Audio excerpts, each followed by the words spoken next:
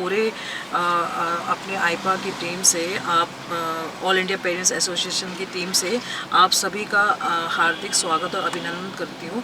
और आईपा ऐसा मंच है, और मैं तो बड़ी खुश हूँ कि आईपा जैसा एक मंच आया जो कि एक आम जनता के मुद्दों को आगे ला रहा है। और आज तक ऐसा कोई मंच नहीं आया, कोई ऐसा चैनल नहीं आया जहाँ पे आम जनता की आवाज़ को प्रमुखता से रखी जाती है। इतनी जनसंख्या, मतलब इतने युवा है, पढ़े लिखे युवा है वहाँ पे, अगर वो पलायन पे मजबूर है तो इसका रीज़न और सिर्फ ये सरकार है। मैं कहती हूँ अगर एक गरीब घर से भी कोई आता है, अगर वो चाहता है कि मैं समाज में कुछ करूँ, तो उसको साथ देना चाहिए इंसान को। लेकिन हम जो है ना, सिर्फ हम बीजेपी कांग्रेस में ऐसे उलझ गए ना कि हम मुद्दों को, हम खुद नहीं चाहते हैं कि वो मुद्दे निकले। नमस्कार, मैं साक्षी सहानी बहुत स्वागत करती हूं आपका आईपा में। आईपा यानी all India progressive politics association. एक ऐसा मंच है जो उन मुद्दों की बात रखता है जिन मुद्दों पर कोई बात करना नहीं चाहता, जिनकी आवाज कोई बनना नहीं चाहता, और जनप्रतिनिधियों तक जब वो मुद्दे पहुंचते हैं तो फाइलों को खिसकाने तक का काम जो है होता है। इन्हीं मुद्दों पर बात करने के लिए हमारे पास भूमिका यादव जी मौजूद हैं, पेरेंट्स एसोसिएशन की प्रेसिडेंट है। बहुत स्वागत है। Thank you so much Sakshi. And मैं पूरे अपने आईपा की टीम से, आप ऑल इंडिया पेरेंट्स एसोसिएशन की टीम से आप सभी का हार्दिक स्वागत और अभिनंदन करती हूँ। और आईपा ऐसा मंच है, और मैं तो बड़ी खुश हूँ कि आईपा जैसा एक मंच आया जो कि एक आम जनता के मुद्दों को आगे ला रहा है। और आज तक ऐसा कोई मंच नहीं आया, कोई ऐसा चैनल नहीं आया जहाँ पे आम जनता की आवाज़ को प्रमुखता से रखी जाती है, बल्कि उनका काम होता है कि जनता की आवाज़ को दबा दी जाए। लेकिन मैं आप लोगों का तहे दिल से शुक्रिया अदा करती हूँ कि आप लोगों ने एक ऐसा मंच तैयार किया कि आम जनता के प्रॉब्लम्स को प्रमुखता से रखने का काम किया है। तो आप लोगों का बहुत बहुत स्वागत और अभिनंदन है, और आप लोग खूब तरक्की करें आगे, और स्टेट लेवल से क्या आप पूरे विश्व में अपना नाम रोशन करें। धन्यवाद मैम, शुभकामनाओं के लिए। इन्हीं के साथ पहले प्रश्न की शुरुआत करती हूँ। मैम, हम देख रहे हैं कि चुनावी दौर अब शुरू हो चुका है, जहाँ चुनावी सरगर्मिता तेज हो रखी है, पार्टियों में अदल बदल और पार्टियों में मैनिफेस्टो जाहिर करना और तमाम ऐसी चीज़ें, निर्दलीय लड़ना, ये सब चीज़ें एक्टिव हैं। लेकिन यहाँ पे सबसे बड़ा मुद्दा ये है कि कोई डेवलपमेंट की बात क्यों नहीं करता, कोई उन मुद्दों की बात क्यों नहीं करता जिन मुद्दों पर जो है बात होनी चाहिए। सिर्फ डोर टू डोर कैंपेनिंग करके, मैनिफेस्टो देके, जनता को लुभावने वादे करके कहीं ना कहीं वोट पाना चाहते हैं। क्या लगता है मैम, कैसे जो है युवा पीढ़ी को, या फिर हम कह लें कि प्रदेश की जनता को अपना नेतृत्व चुनना चाहिए?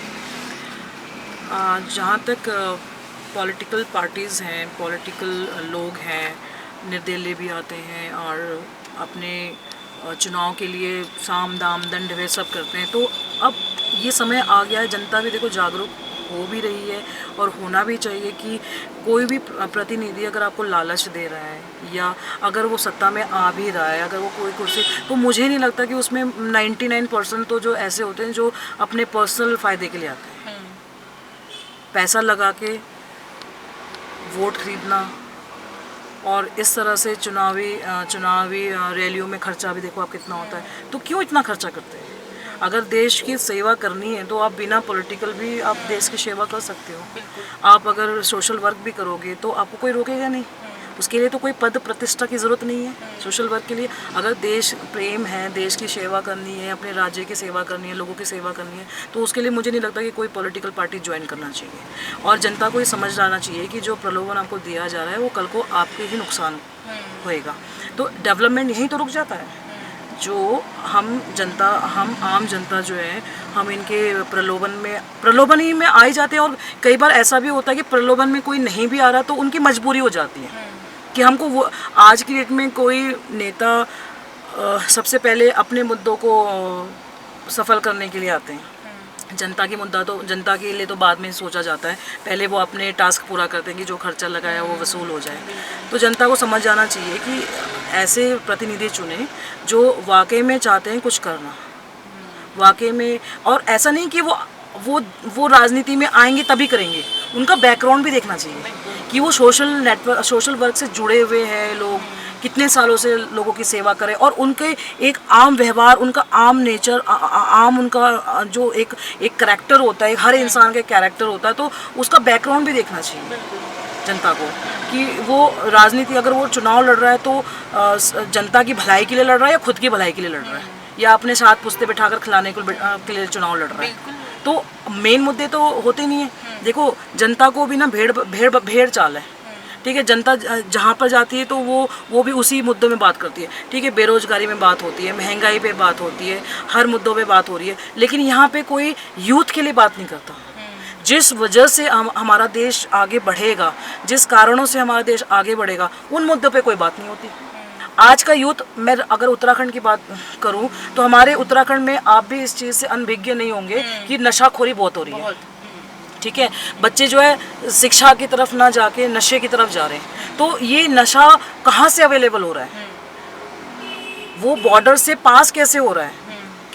कोई बच्चा यहाँ तो नहीं पैदा हो रही वो चीज़ें, यहाँ तो नहीं यहाँ पर प्रोडक्शन हो रहा है, वो आ रहा है ना कहीं से, और वो स्कूल कॉलेजेस में पहुँच रहा है। तो इसके ऊपर तो कोई कुछ काम नहीं करता। दो साल पहले की बात मैं आपको बताऊँ, हमने नशाखोरी पे काम करने की कोशिश की थी। हम एसएसपी से भी मिले थे, उन्होंने आश्वासन भी दिया, लेकिन आगे कोई कार्रवाई नहीं हुई। और यहाँ तक कि अगर कोई लिप्त होकर इस पे सुधार करने की कोशिश करता तो उनको धमकियाँ भी मिलती हैं। उनको धमकियाँ भी मिलती है कि आप इस मुद्दे से हट जाइए, आपके लिए ये सही रहेगा। तो ये मतलब अगर ये धमकी मिल रही है तो इनका मतलब उनको संरक्षण है कहीं ना कहीं से। भाई, राजनीतिक संरक्षण अगर नहीं मिल रहा है तो वो इस तरह से बेखौफ होकर हमारे देश को, हमारे राज्य के यूथ को खराब कर रहे हैं। तो हमारे राज्य में अगर नशा आ रहा है तो वो सिर्फ पैसे कमाने के लिए नहीं आ रहा है। हो सकता है पड़ोसी देश जो है हमारे भारत को नष्ट करना चाहती है, लेकिन ये चीज समझ में नहीं आती। इस मुद्दे पे कोई बात नहीं करना चाहता। कोई कार्यवाही अगर इस वजह से कोई मैम कह सकते नहीं होती, क्योंकि फिर 2 नंबर की कमाई कहाँ से होगी? देखो, कुछ एक तबका वो है कि इस पे कमाई कर रहा है, ठीक है, लेकिन ज्यादातर तबका तो बर्बाद हो रहा है ना। हाँ। वो मुट्ठी भर लोग, यूथ सारी खराब, मुट्ठी भर लोग पूरे यूथ को खराब कर रहे हैं। सरकार को बस बेरोजगारी एक मुद्दा, किसी को भी, जनता भी ये नहीं सोचती कि महंगाई और बेरोजगारी के अलावा भी बहुत सारे हमारे पास मुद्दे हैं। मैं कह रही हूँ ग्रास रूट लेवल पे काम हो तो ये सब चीजें तो हो ही ना। जहाँ तक जनसंख्या की बात है तो कोई कानून क्यों नहीं लेके आते हैं? जनसंख्या पे भी रोक लगे। क्यों किसी के 5 बच्चे, किसी का 1 बच्चा, ऐसे क्यों? भाई, चाइना ने भी तो जनसंख्या वो लाया है ना, कानून लाया है, तो हमारे देश में भी होना चाहिए। हम थोड़े साल में चाइना को बीट करने वाले, तो कहाँ से हम उम्मीद करेंगे, जनता उम्मीद करे कि आपको सबको सरकारी जॉब मिल जाएगी। लेकिन यहाँ पे सरकार को भी सोचना चाहिए कि ऐसी योजनाएं लाए जाए, ऐसे स्किल डेवलप किया जाए जो सरकारी लेवल पे हो, जहाँ पे माता पिता का पैसा ना लगे। भाई, उस माता पिता के पैसे ना लगे जो सक्षम नहीं है। क्या कोई मजदूरी कर रहा है, उनके बच्चे क्या आगे बढ़ने नहीं चाहिए? उनके बच्चे किसी अच्छे पद पे, ओहदे पे नहीं होने चाहिए? या क्या वो भी बड़े होके वही हो ही रहा है? हर एक मजदूर नहीं चाहता कि उसका बच्चा मजदूर बने। हर एक पेरेंट्स की इच्छा होती है कि हमारा बच्चा पढ़ लिख के कुछ अच्छा इंसान बन जाए। आज की डेट में कोई भी पेरेंट्स, एक गरीब से गरीब भी नहीं चाहता कि उसका बच्चा सरकारी स्कूल में पढ़े। क्यों नहीं सरकार इस तरफ ध्यान देती? शिक्षा सुधार लो, अपने यूथ को मजबूत कर लो, उनके स्वास्थ्य पे काम कर लो, महिलाओं के मुद्दे पे काम कर लो, तो देश तो अपने आप ही सही हो जाएगा। ये मुद्दा ही नहीं होगा। 21 साल का मैम हमारा उत्तराखंड हो गया, और जिस तरीके से आपने बताया विभिन्न मुद्दे हैं इस उत्तराखंड में। उत्तराखंड का जो जन्म हुआ था वो हुआ था पहाड़ों के विकास के लिए, ज़मीनी स्तर के जो जिले हैं जो उनके विकास के लिए। लेकिन उसके बावजूद भी मैम हम देखते हैं कि बहुत सारी ऐसी समस्याएं हैं जिस पर काम नहीं हो पाता धरातल पर उतरकर। और इसके पीछे जो है विभाग बहुत सारे हैं, लेकिन विभागों में ही इतना भ्रष्टाचार है कि काम किस तरीके से, एक सवाल अपने आप ही बन जाता है। मैम, अगर अब जो नई सरकारें आती हैं तो किस तरीके से जो है उन्हें अपना एक्शन प्लान रखना चाहिए ताकि काम हो? दूसरा सवाल मैम ये है मेरा, क्योंकि अभी देख सकते हैं हम कि जो भी सरकारें आती हैं, 21 साल से हमने यही सिलसिला देखा, भाजपा कांग्रेस, लेकिन उसके बाद भी दोनों पार्टियों को जो है, बड़ी पार्टियां हैं, उन्हें मौका दे दिया, लेकिन उसके बाद भी कुछ खासा असर देखने को नहीं मिला। अगर सरकार काम नहीं करती जनता के लिहाज में, तो जनता को कैसे जो है अपनी आवाज़ उठानी चाहिए? देखिए, सबसे पहले तो आपका पहला जो प्रश्न है मैं उसका उत्तर देना चाहूँगी कि जो हमारे देश का पैसा है ना, वो सिर्फ विभागों को बनाने में लग रहा है। उन पैसों का इस्तेमाल जो है सिर्फ विभागों को बनाने में लग रहा है, अधिकारियों को तनख्वाह देने में लग रहा है, लेकिन उस योजनाओं को जहाँ वो पहाड़ों में जाने चाहिए, वहाँ के युवाओं के लिए जाने चाहिए, वहाँ की महिलाओं के लिए जाने चाहिए, वहाँ तक नहीं पहुँच रहा है। आज की डेट में सरकारी तंत्र हो या नेता हो, पहाड़ों की स्थिति जो अगर ख़राब हुई है ना, क्योंकि देखो वो लोग तो हेलीकॉप्टर में चले जाते हैं, है ना, नेता लोग तो हेलीकॉप्टर में जाके भ्रमण करके आ जाते हैं, लेकिन वहाँ जो जनता जो चीज़ फेस कर रही है, वहाँ पे सड़कें नहीं है, वहाँ पे पानी नहीं है, वहाँ पे बहुत सारी ऐसी चीज़ें, क्यों पलायन हो रहा है? पलायन का रीज़न भी तो यही है ना, जो विभाग बनाने में आप पैसा खर्च कर रहे हो ना, वो पैसा वहाँ लगाइए ना, पहाड़ों में लगाइए। क्यों नहीं सकता हमारा उत्तराखंड, क्यों नहीं स्विट्जरलैंड बन सकता? सिर्फ नाम देने से नहीं होगा, उसको बनाना भी पड़ेगा। बिल्कुल।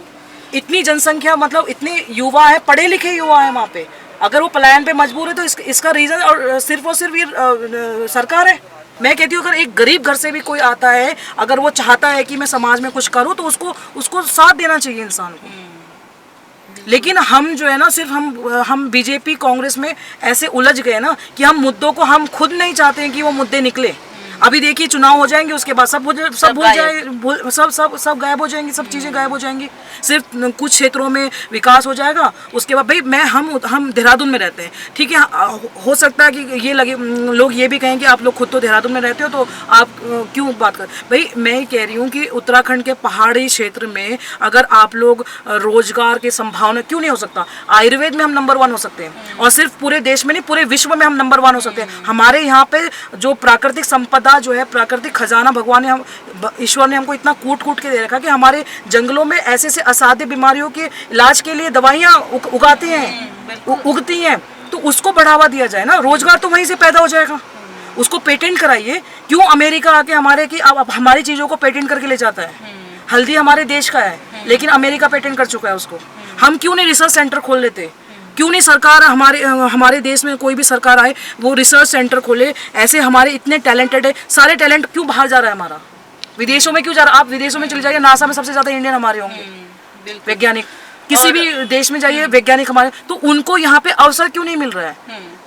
तो रोजगार तो यहाँ भरा पड़ा है हमारे पास में। और हमारा उत्तराखंड जो है पूरे विश्व में इतना फेमस है, पूरे विश्व में इतना लोग वर्ल्ड फेमस है कि ऋषिकेश, आपको पता है कि ऋषियों का योग का वो माना जाता है, हब माना जाता है, ठीक है, उसको भी आगे बढ़ावा दी जाए। अंग्रेज आके वहाँ पे क्लासेस, मतलब वहाँ क्लासेस चला रहे, हमारे लोगों को क्यों नहीं सिखाया जाता? हर स्कूल में क्यों नहीं कंपलसरी कर दिया जाता है योग का? ऐसे संस्थाएं खोले ना सरकार। भाई अब मैं कह रही हूँ पहाड़ों में भी सरकारी ज़मीनों पे ऐसे पड़े हुए हैं, ठीक है, वो कभी वो फिर किसी भू माफिया के अंतर्गत आ जाते हैं, वो भू माफिया कब्जा कर लेता है। वहाँ पे खेती करवाइए ना, वहाँ खेती करवाइए, वहाँ जैविक खेती करवाइए, उनको स्किल दीजिए। क्यों नहीं सरकार इन चीज़ों पे एक रूट लेवल पे क्यों नहीं काम करती है? सिर्फ कि हम ये कर देंगे, हम वो कर देंगे, ऐसे कहने से थोड़ी देश वो हो जाएगा, या हमारा राज्य सुधर जाएगा, या हमारे बच्चे ठीक हो जाएंगे। और सबसे ज़्यादा ज़रूरी है कि हम इन मुद्दों पर बात करें, और इन्हीं मुद्दों पर बात करने के लिए कहीं ना कहीं आईपा भी मुहिम चलाता है कि इन्हीं मुद्दों को जो है गंभीरता से उठाया जाए। आईपा को समय देने के लिए बहुत धन्यवाद। Thank you so much. और मैं आशा करती हूँ कि आप लोग निरंतर इस तरह से हर लोगों के बीच जाके लोगों की जो समस्याएं उसकी लिए आवाज़ उठाएं, और मैं आपके हर संभव प्रयास करूंगी कि आप लोग इसमें कामयाब हों। और आगे भी बहुत सारे मुद्दे हैं जिन पे हम लोग बहुत जल्द बात करेंगे। बिल्कुल मैम, बात करेंगे। Thank you so much. ये थी भूमिका यादव जी हमारे साथ, पेरेंट्स एसोसिएशन की प्रेसिडेंट है। विभिन्न मुद्दों पर हमसे बातचीत करी। अपनी बातचीत में बताया जागरूक होना बहुत ज़रूरी है, सतर्क होना बहुत ज़रूरी है, अपने राइट्स के लिए आवाज़ उठाना बहुत ज़रूरी है। अगर आईपा का ये प्रयास आपको अच्छा लगता है तो हमारी वीडियो को लाइक करें, हमारे चैनल को सब्सक्राइब करें। धन्यवाद।